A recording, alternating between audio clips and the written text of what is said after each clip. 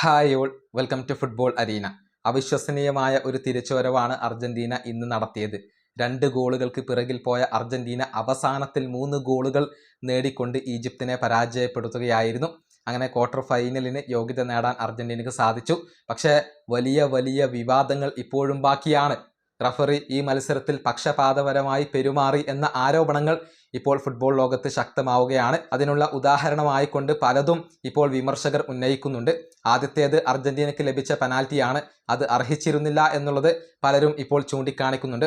മാത്രമല്ല, ഈജിപ്ത് മനോഹരമായ ഒരു ഗോൾ നേടിയിരുന്നു. പക്ഷേ റഫറി അത് വാർ ചെക്ക് ചെയ്തുകൊണ്ട് ഫൗൾ വിളിച്ചു.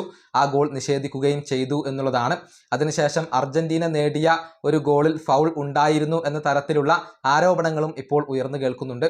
എന്നാൽ വാർ ചെക്ക് ചെയ്യാൻ റഫറി അവിടെ തയ്യാറായില്ല എന്ന ആരോപണങ്ങളും ശക്തമാണ്. അങ്ങനെ മൊത്തത്തിൽ ഈ മത്സരത്തിൽ റഫറി അർജന്റീനക്കൊപ്പം നിലകൊണ്ടു എന്ന തരത്തിലുള്ള ആരോപണങ്ങളാണ് ഇപ്പോൾ ഫുട്ബോൾ ലോകത്ത് സജീവമാകുന്നത്. ഇത് തന്നെയാണ് ഈജിപ്ഷ്യൻ താരമായ മുസ്തഫ സീക്കോ പറഞ്ഞിട്ടുള്ളത്. അതായത് ഇത് അർജന്റീനക്ക് വേണ്ടി മുൻകൂട്ടി നിശ്ചയിക്കപ്പെട്ട ഒരു വേൾഡ് കപ്പാണ്. ഈ വേൾഡ് കപ്പിന്റെ കാര്യത്തിൽ അർജന്റീനക്ക് ഞാൻ ആശംസകൾ നേരുന്നു. റഫറി പക്ഷപാതപരമായിട്ടാണ് പെരുമാറിയത്, ഞങ്ങളോട് തീർത്തും അനീതി കാണിച്ചു എന്നാണ് ഇപ്പോൾ ഈജിപ്ത് താരമായ സീക്കോ പറഞ്ഞിട്ടുള്ളത്. അദ്ദേഹത്തിന്റെ വാക്കുകൾ ഇങ്ങനെയാണ്: അർജന്റീനക്ക് വേൾഡ് കപ്പിൽ ഞങ്ങൾ ആശംസകൾ നേരുന്നു, അഭിനന്ദനങ്ങൾ നേരുന്നു. കാരണം ഈ വേൾഡ് കപ്പ് ടൂർണമെന്റ് മുൻകൂട്ടി നിശ്ചയിച്ചതായിരുന്നു, അഥവാ അട്ടിമറിക്കപ്പെട്ടതായിരുന്നു. അവർക്ക് അഥവാ അർജന്റീനക്ക് മറ്റൊന്നിൻ്റെയും ആവശ്യമുണ്ടായിരുന്നില്ല. റഫറി അവർക്കൊപ്പം ഉണ്ടായിരുന്നു. റഫറി പക്ഷപാതപരമായിട്ടാണ് പെരുമാറിയത്. തീർത്തും അനീതിയായിരുന്നു. വലിയ ഒരു അനീതിയാണ് ഇവിടെ നടന്നിട്ടുള്ളത്. ഇതാണ് ഇപ്പോൾ ഈജിപ്ഷ്യൻ താരമായ സീക്കോ പറഞ്ഞിട്ടുള്ളത്.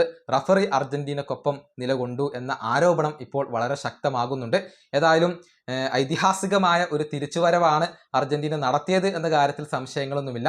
തോൽക്കാൻ മനസ്സില്ലാത്ത പോരാളികളായിക്കൊണ്ടാണ് അർജന്റീന ഈ മത്സരത്തിന്റെ അവസാന മിനിറ്റുകളിൽ കളിച്ചത്. അതുകൊണ്ട് തന്നെയാണ് 3 ഗോളുകൾ അവർ സ്വന്തമാക്കിയതും. ഈ വീഡിയോ അവസാനിപ്പിക്കുന്നു. അടുത്ത വീഡിയോയിൽ കാണാം.